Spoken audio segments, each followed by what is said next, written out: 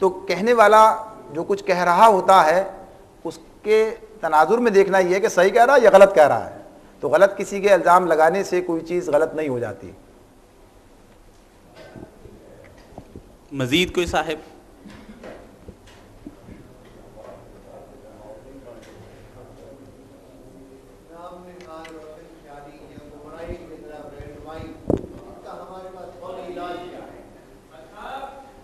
اس کا فوری علاج تو ہمارے پاس ایک ہی ہے، اور وہ یہ ہے کہ ہم اپنے آپ کو قرآن سے وابستہ کریں، اور قرآن سے وابستہ کر کے اس جد و جہد میں مصروف ہو جائیں جو قرآن ہمارے سامنے رکھتا ہے، جس کا تذکرہ مولانا اسحاق صاحب نے اقامت دین کی جد و جہد کے حوالے سے کیا ہے. تو اس کے نتیجے میں یقینی طور پر تبدیلی ہماری ذات کے اندر بھی پیدا ہوگی، ہمارے ارد گرد کے ماحول میں بھی پیدا ہونی شروع ہو جائے گی، اس لیے کہ اللہ تعالیٰ کا وعدہ ہے. ہمارے پاس طریقہ کار صرف ایک ہی ہے جو نبی اکرم صلی اللہ علیہ وآلہ وسلم نے اپنی شریعت میں ہمارے سامنے رکھ دیا ہے، کہ اللہ کے دین کو قائم کرنے کی جد و جہد، اور اس کے لیے بنیادی ضرورت دین سے آگاہی ہے. یعنی جس دین کو ہم قائم کرنا چاہتے ہیں اس سے آگاہی ہمیں ہونی چاہیے، اور جس دین کو دنیا میں قائم کرنا چاہتے ہیں اسے سب سے پہلے ہماری ذات پہ قائم ہونا چاہیے. یعنی یہ آغاز ہے. آپ نے فرمایا تھا کہ ابتدا کہاں سے ہونی چاہیے، تو اس کی ابتدا میری ذات سے ہوتی ہے. دین کی آگاہی، دین پر کو اپنی زندگی پر قائم کرنا، اور اس جد و جہد میں عملاً شریک ہو جانا کہ جو اس دنیا میں اس دین کو قائم کرنے کے لیے کی جا رہی ہے، اور ان ساری اصطلاحات کو وہ ختم کر دے گی. جب وہ اپنے طور پر آئے گی غالب، تو یقینی طور پر یہ ساری چیزیں، یہ جو پروپیگنڈا ہے، یہ پروپیگنڈا ختم ہو کر رہے گا کہ آج روشن خیالی جو ہے اسے جاہلیت سے تعبیر کیا جا رہا ہے، اور اسے جو جاہلیت ہے اسے روشن خیالی سے تعبیر کیا جا رہا ہے.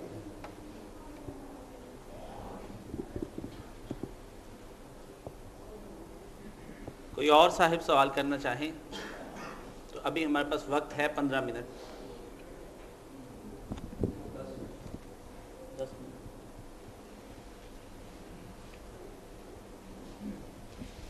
شفیق صاحب، مولانا صاحب کو بلائیں.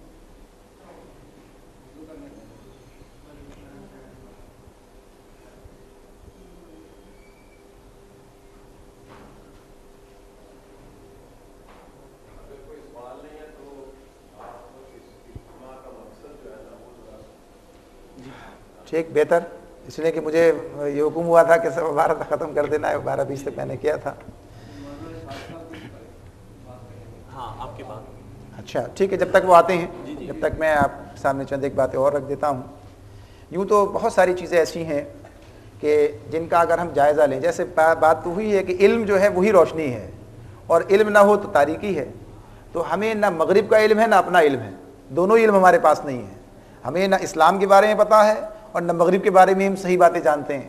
چند ایک باتیں جو ہمیں کہیں سے پتہ چل گئی ہیں بس ان کے بارے میں ہم سمجھتے ہیں، یا جو چیزیں ہمیں سجھا دی گئی ہیں ہم انہیں کے بارے میں سوچ رہے ہوتے ہیں.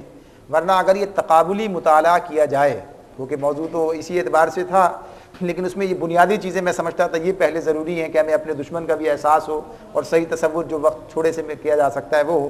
ورنہ تقابلی جب آپ مطالعہ کریں گے تو یہ بات آپ کے سامنے آئے گی کہ اسلام کس طریقے سے اس دنیا کے اندر، یعنی آخرت اور دنیا کا معاملہ تعلق کیا ہے. اس دنیا میں بہترین طریقے سے زندگی گزارو، آخرت بہترین ہو جائے گی، اس کے علاوہ تو اور کچھ نہیں ہے.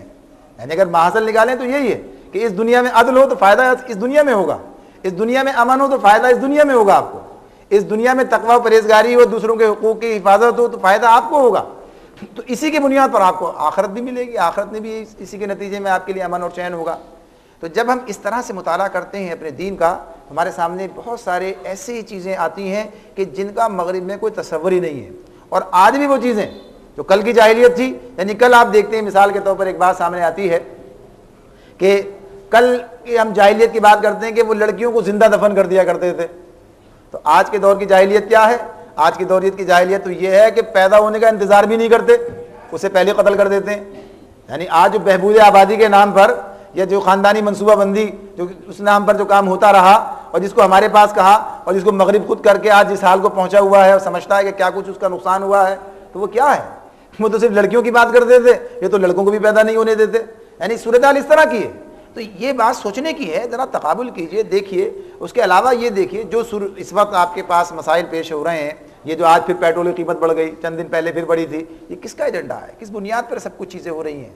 اگر صحیح تجزیہ کیا جائے تو یہی ہے کہ ہمیں اس سرمایہ دارانہ نظام کے اندر جکڑ کر ہمیں اس مقام سے ہٹانے کی کوشش کی جا رہی ہے کہ جہاں کسی درجے میں ابھی ہم موجود ہیں.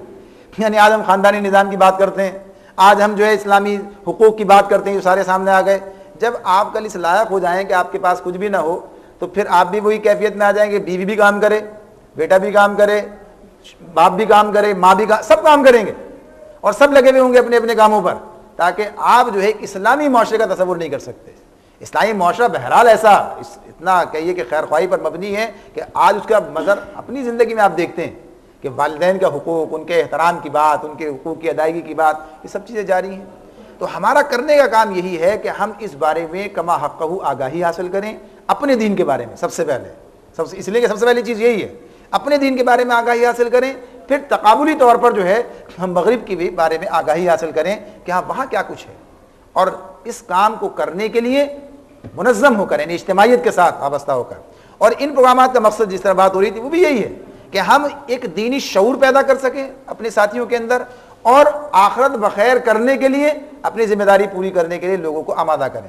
خود بھی اپنی ذمہ داری پوری کریں اور باقی لوگوں کو بھی دعوت دیں کہ وہ بھی اپنی ذمہ داری پوری کریں. مولانا اسحاق صاحب تشریف لے آئے ہیں, تو اب انشاءاللہ تعالیٰ اپنے آخری کلمات پر وہ اس اجتماع کا اختتام فرمائیں گے. السلام علیکم ورحمۃ اللہ. وہ احباب جو باہر مسجد کی خشک صفوں پر چہل قدمی کر رہے ہیں وہ اندر تشریف لے آئیں. اب پروگرام کا اختتام ہوا چاہتا ہے اور مولانا آپ سے کچھ باتیں کرنا چاہیں گے. دوسری بات یہ ہے کہ اب 15 روزہ اجتماع 30/3/8 کو ہوگا. برائے مہربانی اندر تشریف لے آئیے. آپ میں سے جو صاحبان بھی ہیں وہ اندر تشریف لے آئیں, خامخواہ کتابیں نہ.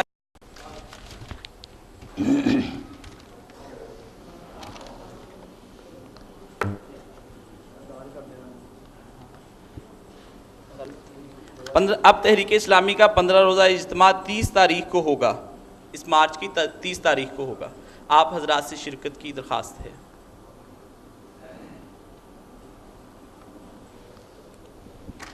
الحمدللہ رب العالمین والصلاة والسلام علی سید الاولین والآخرین سیدنا و نبینا محمد و آلہ و اصحابہ اجمعین. اما بعد, سب سے پہلے میں اللہ تعالیٰ کا شکر گزار ہوں جس کے فضل و کرم سے ہمارا یہ اجتماع بخیر و خوبی انجام کو پہنچا.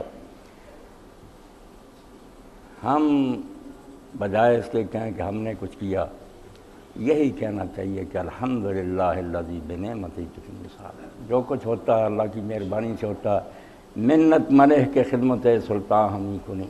اگر ہم یہاں آ گئے اور دین کی باتیں ہم نے سنی کی, تو اگر ہم احسان جتائیں اللہ تعالیٰ کے سامنے کہ ہم نے آپ کی خدمت کی, تو کہتا نادانو بے وقوف ہو, کسی نے کبھی حاکم وقت پر احسان جتایا کہ میں نے آپ کی خدمت کی؟ منت شناس ازو کے خدمت گزار. احسان تو اس حاکم کا ماننا چاہیے کہ تجھے نوکر بھرتی کر لیا. تو ہمیں اگر اس نے اپنے گھر میں آنے کی توفیق جب ہم تھوڑی دیر کے لیے بیٹھے تو مہربانی اس کی, ورنہ ہم سے زیادہ دانا ہیں, دانشور ہیں, پڑھے لکھے ہیں, نہیں ادھر آتے. تو اس سعادت پر ہم اللہ تعالیٰ کے شکر گزار ہیں اور دعا گو ہیں کہ اللہ تعالیٰ اسی راستے پر ہمیں ثابت قدم رکھے. اور آپ لوگ بھی یقیناً مبارکباد کے مستحق ہیں. میرے ساتھی جو تشریف لائے, آپ آئے, رسالت مآب علیہ الصلوۃ والسلام مسجد میں آئے, ساتھی بیٹھے ہوئے تھے. آپ نے پوچھا کہ تم کس لیے جمع ہوئے؟ انہوں نے کہا اللہ کے رسول صرف اللہ کے دین کی فکر کے لیے. فرمایا اللہ کی قسم صرف اس لیے بیٹھے کہ دین کی فکر کرے؟ انہوں نے کہا ہم اللہ تعالیٰ کے احسان کا ذکر کر رہے ہیں کہ اس نے ہمیں دین دیا, اسلام کی باتیں کر رہے تھے. حضور نے فرمایا میں نے جو قسم تم نے دی ہے نا, وہ اس لیے نہیں کہ مجھے تمہارے بارے میں کوئی شک ہے, بلکہ اس لیے دی ہے کہ میں حیران ہوا ہوں کہ تمہارے لیے جو اللہ تعالیٰ نے بشارت بھیجی ہے کہ اللہ کے رسول نے کہہ دے کہ یہ یہاں بیٹھے ذکر کر رہے ہیں, میں ان کا ملائے اعلیٰ میں ذکر کر رہا ہوں. میرے عرش کے گرد جو فرشتے ہیں ان میں تذکرہ کر رہا ہوں کہ یہ سارے ڈنڈے چھوڑ کر میرے دین کے لیے اکٹھے ہوئے.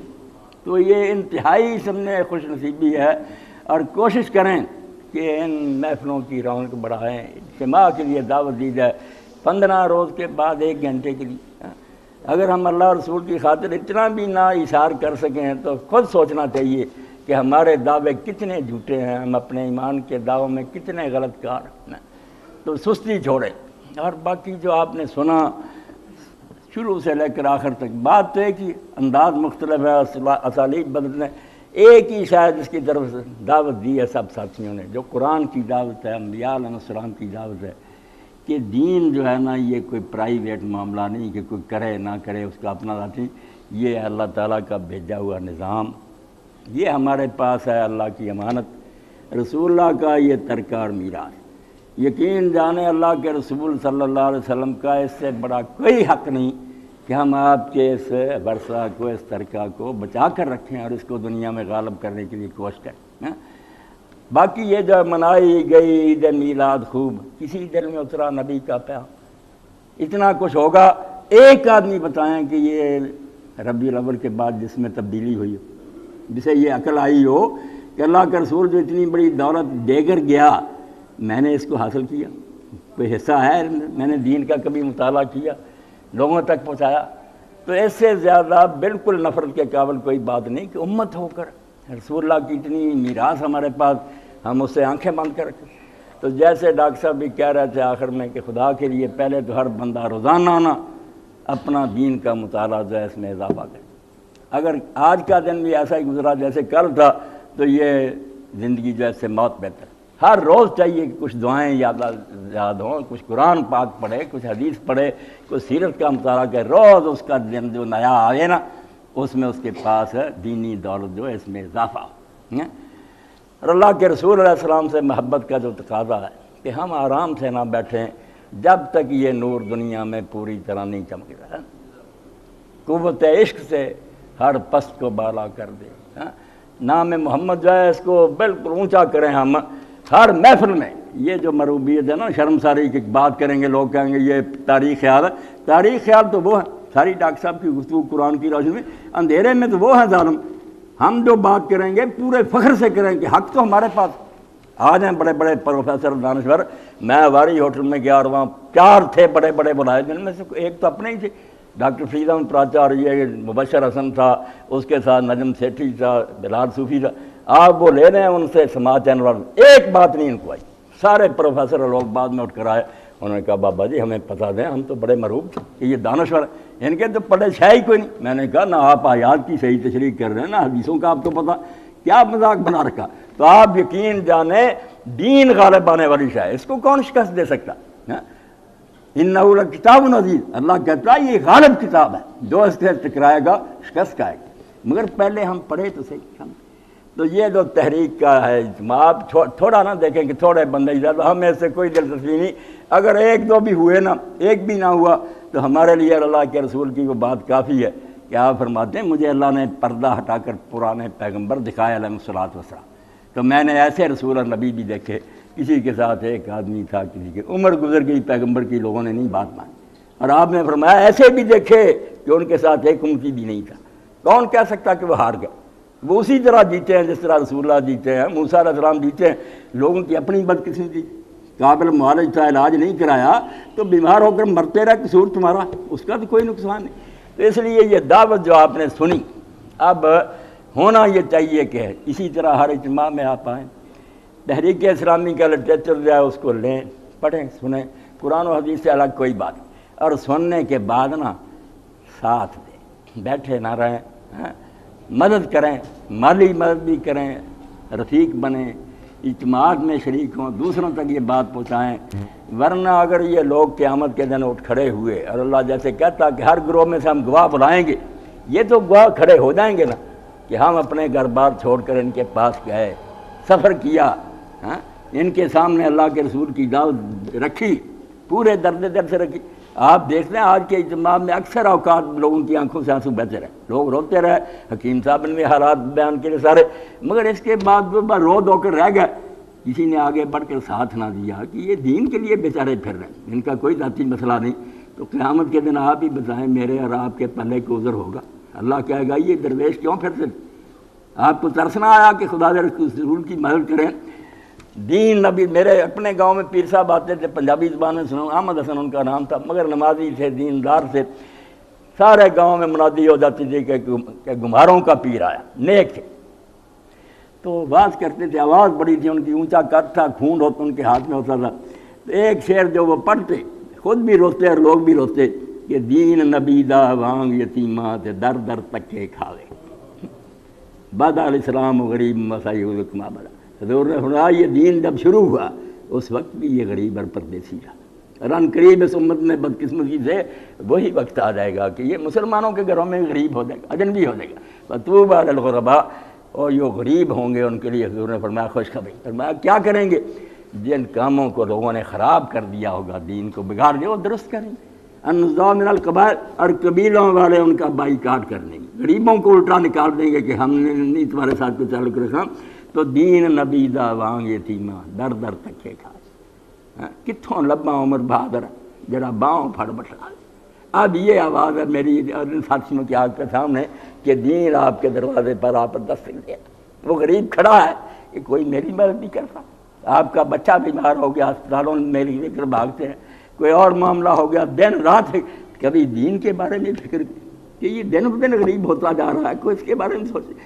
آپ سوچیں، ساتھ دیں، کچھ بنے نہ بنے آپ سرخرو ہوں گے، اور اگر یہ آپ کے ایک کان سے سن کر دوسرے کان سے نکال دیں گے تو اس کا جو نقصان آپ سامنے آ رہا ہے نا، اس کے تصور سے ہی کانپتا آنا چاہیے کہ اللہ پوچھے گا کہ میرا دین دھکے کھاتا رہا اور تم نے مدد نہیں کی، میرے رسول کی شریعت تم نے آوازیں دیتی رہی اور تم نے لبیک نہیں کہا۔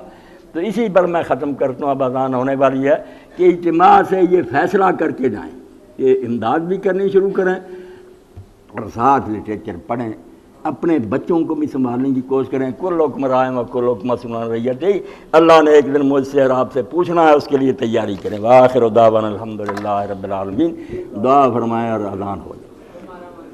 الحمدللہ رب العالمین والصلاة والسلام علی رسولہ الامین سیدنا محمد وآلہ وصحبہ اجمعین۔ اللہم انصر الاسلام والمسلمین واخذل الکفرۃ والمشرکین۔ اللہم انصر من نصر دین محمد صلی اللہ علیہ وسلم واجعلنا منہم، واخذل من خذل دین محمد صلی اللہ علیہ وسلم ولا تجعلنا منہم۔ ربنا لا تجعلنا فتنة للقوم الظالمین ونجنا برحمتک من القوم الکافرین۔ ربنا افرغ علینا صبرا وثبت اقدامنا وانصرنا علی القوم الکافرین۔ وصلی اللہ تعالی علی خیر خلقہ سیدنا و نبینا و مولانا محمد و آلہ وصحبہ اجمعین، آمین یا رب العالمین۔